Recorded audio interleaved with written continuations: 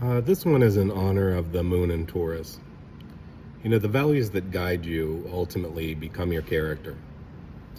Transformation comes from realizing that your values no longer align with who you are.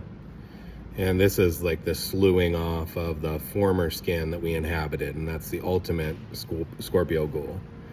Taurus wants growth based on values.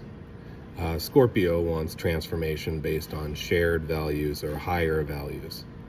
Growth seems in conflict with transformation because transformation means looking at the shadow and dysfunction and finding the root cause. And there's almost always an inner alchemy involved in this.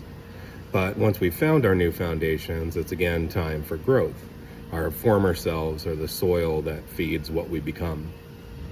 Now, when you look back at who you once were and cringe, it's because we recognize how much we've transformed since that time. But each mistake corrected becomes a more fertile ground of being. This is why Taurus is connected with a Hierophant. The stones of our experience and alignment with our values becomes the very basis of our integrity. Integrity is really just how much your stated values align with your actions. Integrity is a struggle as long as we refuse to interrogate the reality of how we live up to our values. So, of course, the moments of disintegration that come from perceiving our shadow are traumatic and intense. How could they be otherwise? But the story is not in the coming apart, it's in the reintegration.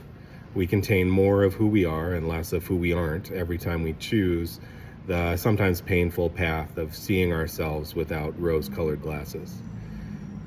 We can only grow as big as our foundation allows, so build it wisely and with humility, and it will give you the kind of power that you can't buy.